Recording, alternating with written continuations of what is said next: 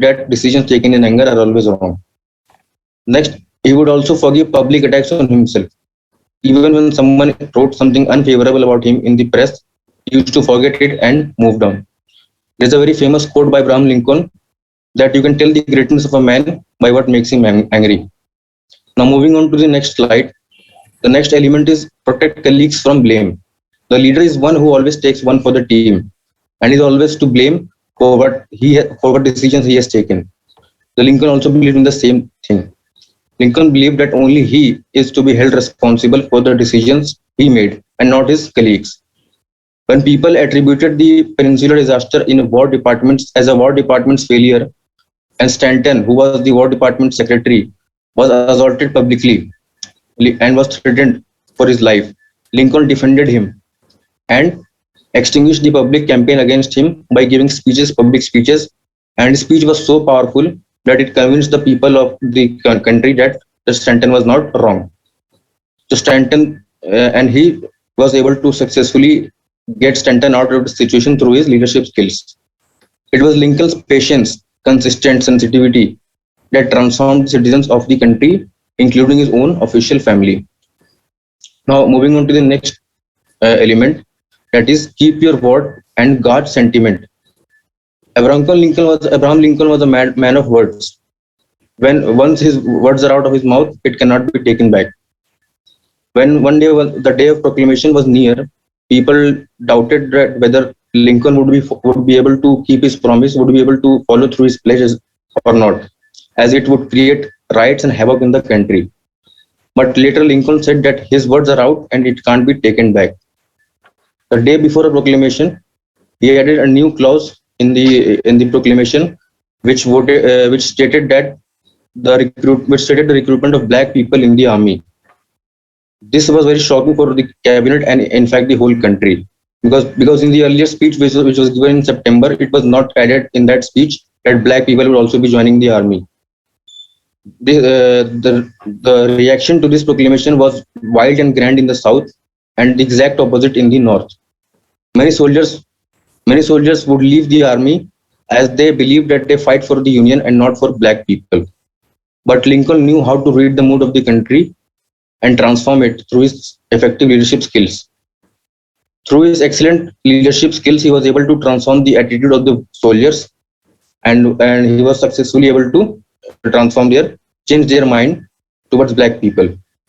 Now, moving on to the next slide, the next element is refuse to let past resentments fester and establishing trust. Lincoln never selected a team member based on his preference, likes, or dislikes. He did not care of whatever wrong a person has done in the past, as long as he does not doing it in present. He even had a troubled history with Stanton, who was his colleague and his war secretary also. Stanton was a lawyer by profession, and he humiliated Lincoln many times in the past. But Lincoln loved Stanton's legal performances and his work. Though both the men were totally opposite in terms of qualities, but Lincoln ended up adding him in his cabinet and making him the war secretary. Abraham Lincoln gained the trust of his troops so much that they always carried his pictures in the battle out of the admiration and love for him. They spoke of his empathy, kindness, and fatherly compassion. Those who were not in favor of abolition of slavery were now ready to fight for the emancipation. With the inclusion of black people in the army, almost 2 lakh black people ended up adding themselves in the army, and the way they fought with full enthusiasm. He gained the trust of the public through his transformative leadership quality. As once he himself said, with public sentiment, nothing can fail. Without it, nothing can succeed. That was it from my side. Thank you very much.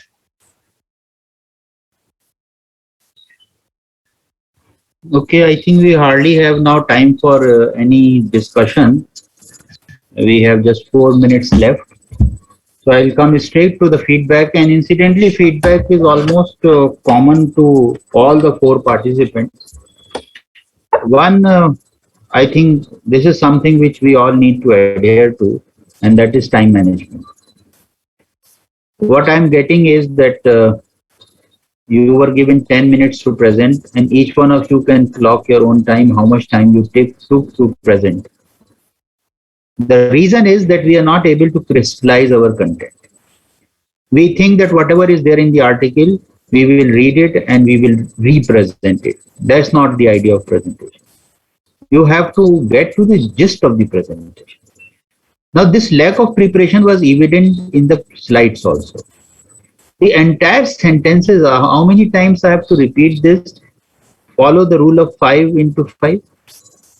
Not more than 5 points in a slide, not more than 5 words in a point. So if you just start, appearing as if you are reading out from the slide, do you think participants will be, the audience will be sufficiently engaged? So time management, and the major reason for that was we did not crystallize our content to suit the allotted time, that is of 10 minutes. Both the groups overstretched. And if we keep aside those 3 minutes we lost because of some technical issues. Then the delivery, now come to the delivery part of it. Each one of you seem to have a sufficiently good command over language. But there is a serious concern of flow of communication. What is happening is that our communication is moving in, not moving smoothly. And then when it doesn't move smoothly, we tend to fill it with fillers. Now, fillers for each one could be different. For example, in case of Tushant, the filler is that he tends to extend the last word, last alphabet. For example, he would say but and then move on. Now, this breaks the flow. In case of Saqib, this is and such kind of fillers they get in. And so is the case with Mustafa and Salim.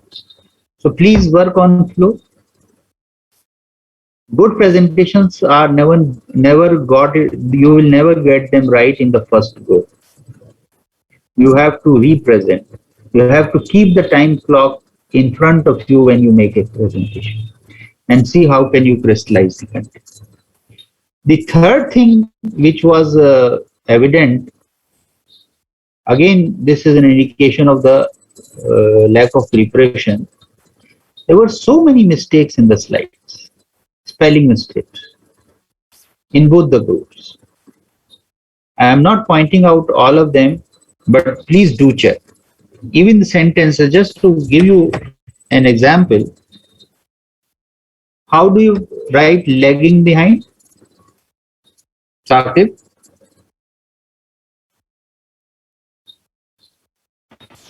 So I think there was mistake in that. Then even the sentences, Mustafa, come consume his kind-heartedness. I mean, the sentence was wrong. I think what happened, we did not even, I think, check that because of typing some mistake has occurred.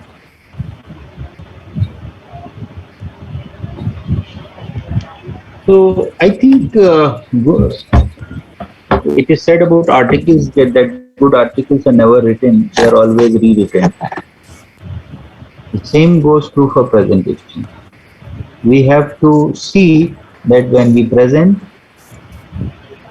half, in fact, if let us say we have 10 minutes to present, my thumb rule is it requires at least 10 hours of preparation.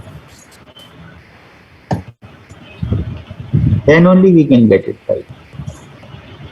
And again, please note that this is not a magic that we are performing. Ultimately, it is the hard work done prior to coming over here on the podium that helps. 90% of our effectiveness is already set when we come for presentation. And that is the hard work that we have put. So I'm not saying that you don't have pluses, but I don't want to, show my disappointment, especially because all four of you had good potential. All four of you have a natural way of speaking, but you did not work enough your content on your content, and because of that, you were presenting in a halting manner. You're not able to strike the river-like flow in the presentation, and you thought that whatever is the content, I have to share it in total.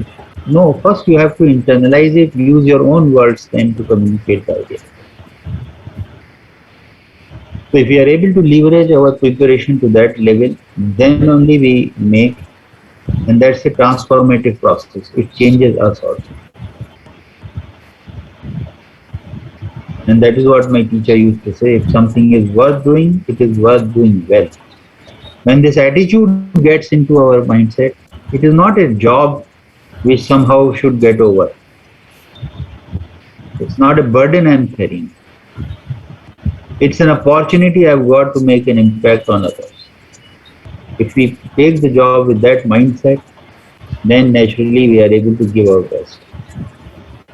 I'm sure you did not give your best because I see the spark, I see the potential, but that full potential was not utilized. Okay, thank you very much. Thanks. Thank you, sir.